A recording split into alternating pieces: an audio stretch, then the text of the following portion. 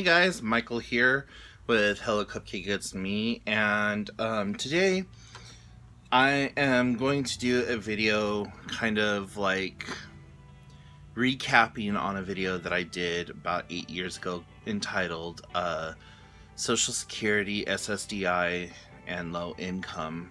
Um, so, if you've been around the channel for any length of time, you know that in the very early days of my channel, I was really just trying to figure out everything. I had gone from working a full-time job to being put on medical disability and then having to go through the whole process of getting federal disability.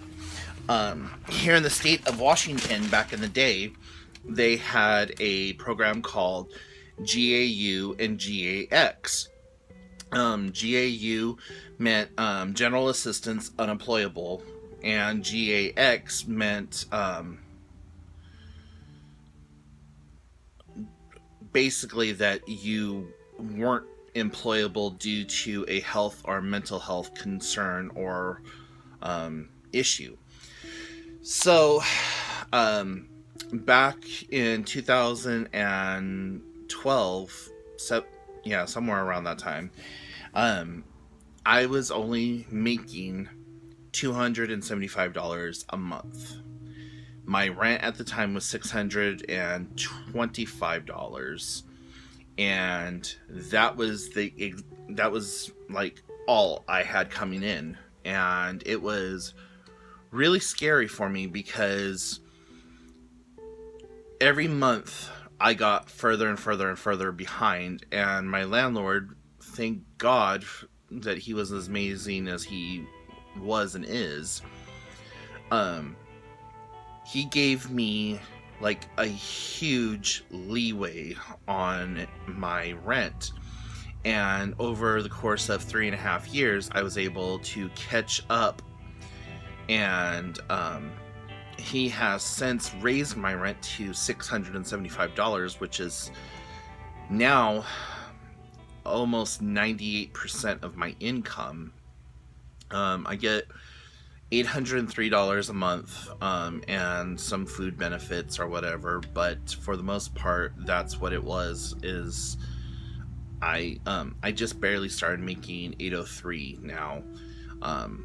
So with my rent being $675 and my internet being $54, and just every other little incidental here and there, it all adds up really quickly, and at the end of the month I'm usually left with about $20 to make it through. And I get a lot of help from my family. My mother pays my cell phone bill and my car insurance, and my sister helps pay my lights. Water I don't have to pay for. And so, if I didn't have help in that area, I would be really SOL.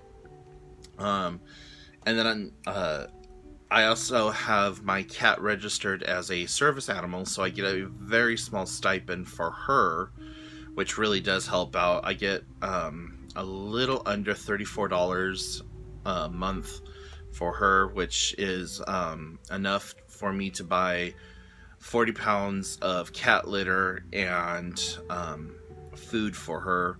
And I usually buy like a large bag of food, and then I have a storage container that I put it in, and so that lasts for a while. So I'm extremely thankful for that as well. And she hasn't, thankfully, knock on wood, needed any medical assistance or having to go to the vet or anything, because that would be a whole nother expense that I can't even fathom right now. But anyway, so one of the things that I get asked a lot about my situation is, one, Um, what did I go through in order to get on SSDI? Now, I there's no surefire way. There's nothing I can say on this video to tell you, you got to do X, Y, Z, and you're guaranteed. This is just something that I know works, or that it doesn't. Let me rephrase it. This is something that I did, and it eventually, panned out for me. But I did have a lot of players on this journey.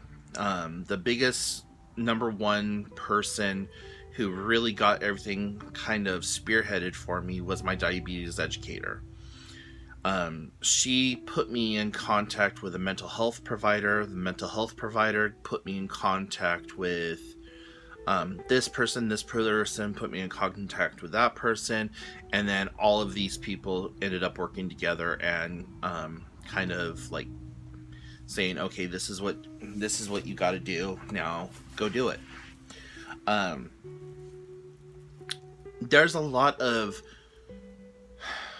misinformation out there about how Social Security works and how SSDI works, and a lot of people seem to think that, oh, just because you don't want to work, you can instantly get on it. That is not the case. You have to go before a federal judge.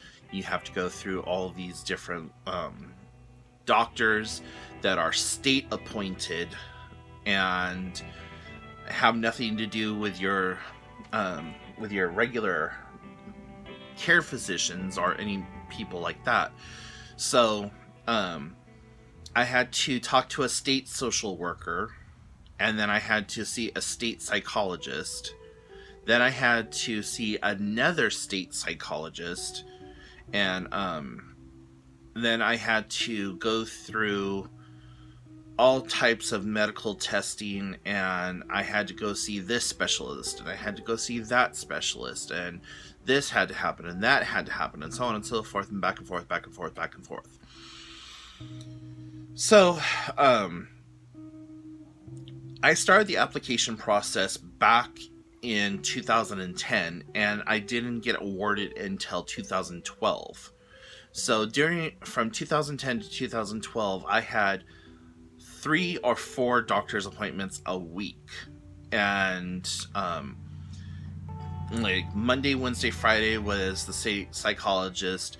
Tuesday and Thursday was diabetes educator and doctors, and this type of doctor for this problem, and then Fridays and whatever else. So it was just a jumbled mess. So every week I had some kind of an appointment that I had to go to, and I had log records and all this other stuff.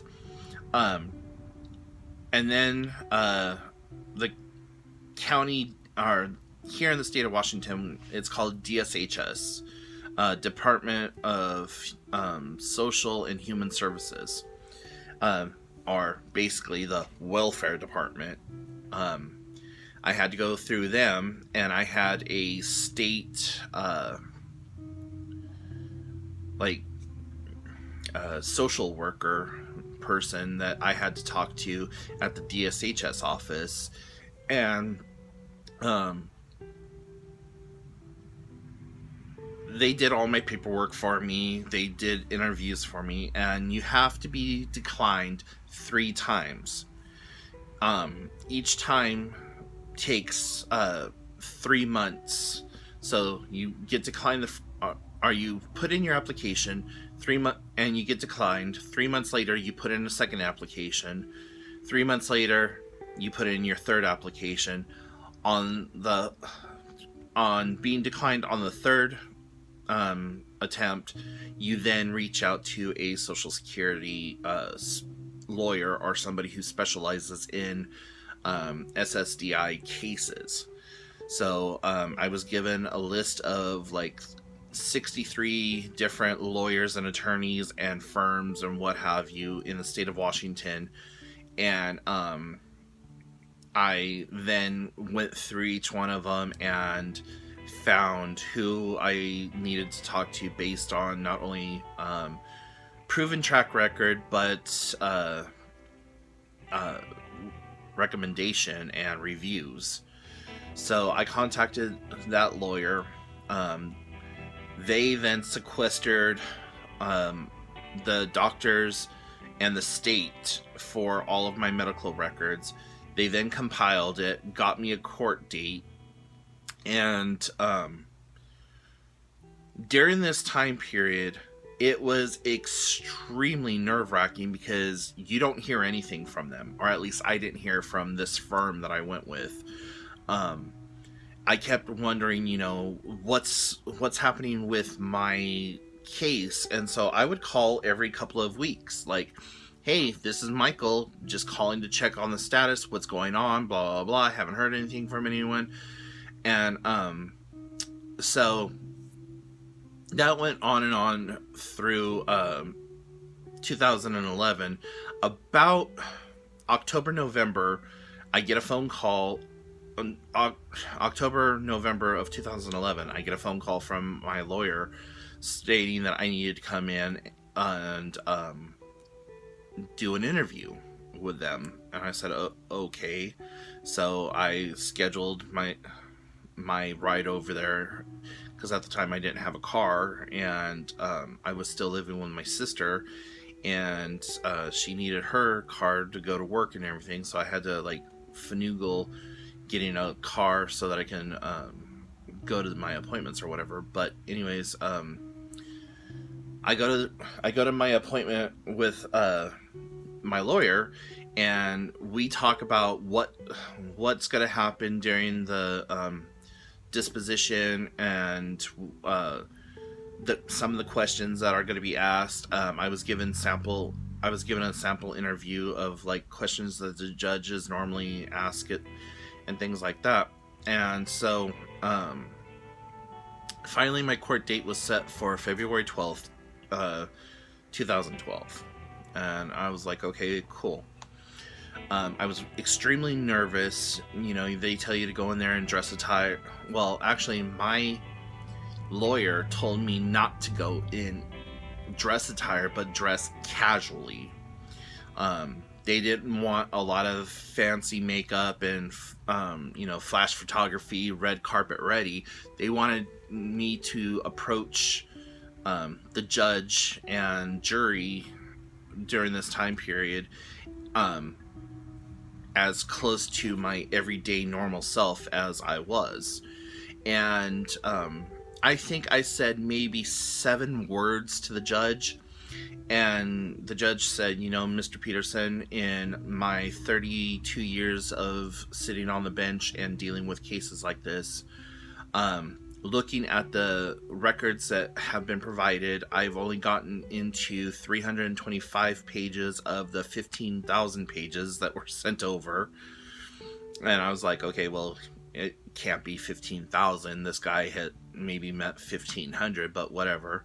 And he's like, I made it, I only read a few pages, and I've never seen anyone more deserving than what you are for your case. And he said, we do reserve the right to call you in every 5 years and review you. However, that could or couldn't happen. It just really depends on what's happening.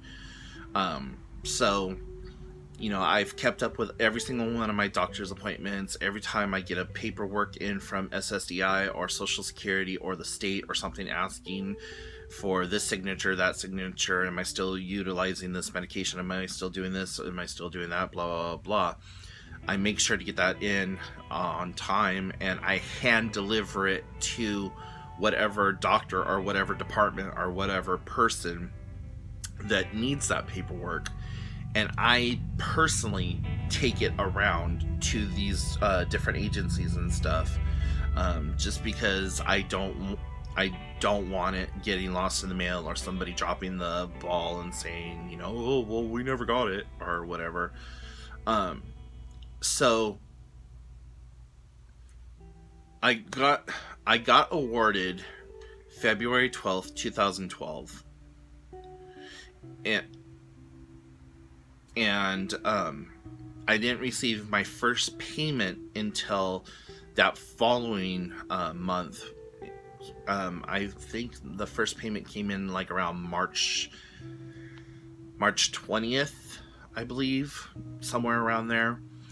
And then what they did with me is that uh, I had to pay back all the money that I used while I was on GAX and GAU. I had to pay back, uh,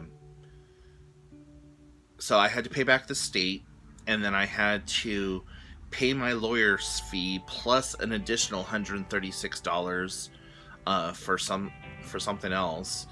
And then instead of giving it to me in one lump sum, they ended up breaking it up into several different payments over the course of a year and a half, 2 years. Uh, I then had to go talk to like during this time period also, when I was in between payments, I was getting really pressured by my landlord to like start paying on my rent, because at this point it was going on a year and a half, almost 2 years of me only paying $200 a month on a 625 rent. So I sequestered an advancement on my payment so that I could pay my landlord. And my social worker at the time was a total raving bitch, like just horrendous.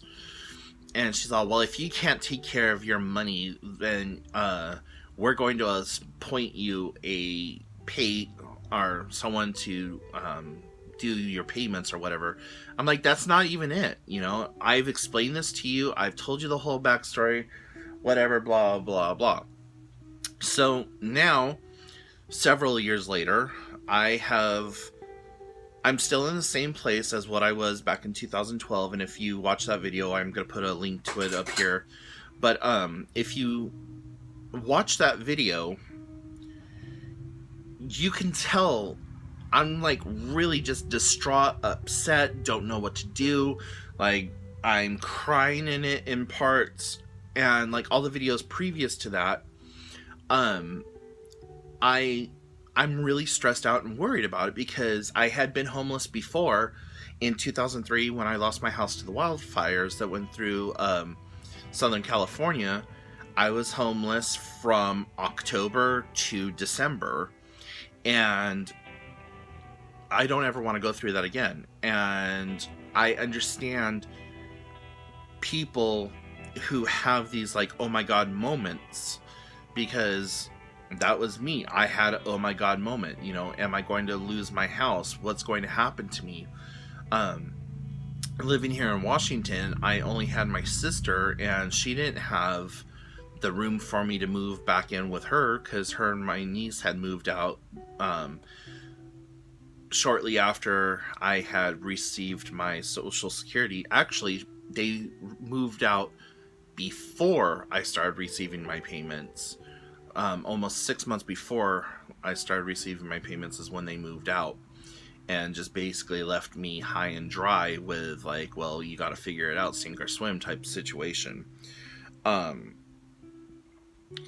during that time period though, I wasn't able to work. I was told by my doctor and by my lawyer and a few other people, do not work. If you work during this time period, it will reset your progress and all this other stuff. So I was like, this is the best I can do right now. If I work under the table and I'm caught, then that's tax evasion, and that's this and that's that and blah, blah, blah. So, it was really stressful for me during that time. Since then, though, that video has been one of my most viewed videos. And I'll leave a link to that up here in the description also. But it has been it's been one of my most viewed videos, and one of the videos that has really caused a lot of distress in my life at one point or another because of all the hateful comments and the negativity coming in from trolls and keyboard warriors telling me all kinds of horrible negative things like you're just a fat loser, you should kill yourself, what a waste, and people telling me about their hardships and what they do and how they have gone through all of this other stuff and how they still do this or they still do that, blah blah blah blah blah blah. And I'm like, you know what, great for you, that's you, that's your story, that's your journey, that's what worked for you. That doesn't apply to me. So thank you, but no thank you. Anyways, so here we are in 2020 and during the COVID-19 lockdown, and that's what I've done to like kind of keep myself in my place and some of the trials and tribulations that I've undergone to get to this point in my life. So, yeah, in a nutshell, there it is. Now, there is a lot of things that have changed since that, like some of the legislation regarding like Section 8 and things like that. I am not on Section 8 currently, and nor do I ever plan on going on Section 8 just because of the negative stereotypes and the stigma surrounding that. Well, for those of you who are on Section 8, there is a new legislation that has been passed stating that it is illegal not to rent to somebody who's on Section 8. It falls under the Fair Housing Act and all of this other stuff. Now, what some landlords have been doing lately is that they have been requiring a credit check. And then they say, oh, well, based on your credit score, we're not going to rent to you. Well, a lot of times, low-income people don't have the best credit scores, or they have no credit score. And so that's just another way to be discriminated against. And another thing that they were doing here in the state of Washington was that they were requiring an application fee and then never paying you or never accepting you as soon as you told them what your finances were. And so here in the state of Washington, and I'm not sure if it's a nationwide thing anymore, but I'm pretty sure it is, or that you guys have, or that other states have something similar, is that if you have to do a credit check and you have to do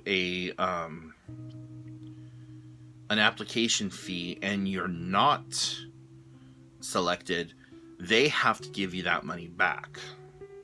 And because a lot of times, like I said, landlords were taking the money and then you were just out that money. And for a low-income person who's looking to move into a new place and having to pay first, last, security, plus moving costs and all that other stuff, it was really freaking difficult for a lot of people to come up with that kind of money. And so thankfully Fair Housing and HUD and stuff like that finally listened to us, and I'm grouping myself into that because for the longest time here in Washington, I was an advocate for low income people finding affordable housing that wasn't that stereotypical ghetto welfare apartment complex or whatever. And so I've really followed along with the state legislator and landlord tenant rights and so on and so forth. And I was a really big advocate, like I said, for that for a while. And you know, as of a year and a half ago, that's how things fell here in Washington State. So, anyways, I'm not an expert and I'm not doling out advice. Just the one thing I can tell you guys is be aware of the laws in your area. If you are trying to get on Social Security disability, it's a long, arduous process, and 9 times out of 10, you will not be accepted for it. And if you are accepted, it's several years after you initially applied. I have a friend who lives in California. She is in her mid to late 40s and worked her whole life, has a college degree, had a really good job working at a school for disabilities, or people with disabilities and stuff like that. Her health started declining, and then she ended up needing to get on Social Security disability and do an early medical retirement. She just got on it like 6 months ago, and she had been struggling with circumnavigating California law and stuff like that for 4 or 5 years. So it's not a quick, easy process. Those of you who think that it is, that you could just walk in and say, hey, give me free money, it doesn't work like that. There are tons and tons and tons of steps and procedures and protocols and this and that and everything else. Lots of hoops that you gotta jump through. It's not as cut and dry as you would like to think of it. Another thing that I always hear is that my tax dollars is going to pay for losers like you. Okay. Your tax dollars pay a very small percentage of welfare and Social Security and all and the like. The original implementation of Social Security was that it was the working man's safety net should anything happen to them. They had money that they paid into from their check to save them later on down the road, and that would then be combined into their retirement. In later years, it then became this giant piggy bank that anyone could take from, including the federal government, which they were never supposed to be able to touch your Social Security. It was never supposed to be something that they could mandate or regulate or, just take money from like they have. And it was one of those things that it was supposed to be set up so that if I worked X number of hours, years, whatever, that money went into an account specifically for me, and then at the time of needing to withdraw from it, that money would then come to me. So it was what I paid in is what I got paid out. Now, it's still kind of works like that, but for the everyday taxpayer, it's like less than 2% of your yearly gross income before any other taxes. So if you make, say, $115,000, the taxes that you're paying off of that $115,000 income is like $500 at most. It's like 1 or 2% of your gross annual income that goes to that. So before it's all said and done, you don't even know that money is coming out of your check for these things. And then it comes into play for you elsewhere. But, so like people think, well, because I'm paying taxes, I'm paying for you or whatever else. Yes and no. Like, for regular SSI and SSDI, SSI is supplemental, our Social Security income, and then SSDI is Social Security Disability Income. So there are and then there's other like acronyms or whatever else. But anyways, for the most part, the amount of money that you pay in is so minuscule that you would not even notice it if you didn't know that these programs were funded by tax dollars and other programs. So, anyways, this video is getting extremely long, but there it is. So, go check out the video in the cue card, and I will leave a link to it also in the description box down below. And in the meantime, guys, just do the best you can. Like I said, if you're applying for Social Security or any kind of disability like that, just know that it is going to be an extremely long, arduous process, and that it's not going to be instantaneous, that you are going to have to put in a lot of legwork, and it's not guaranteed. And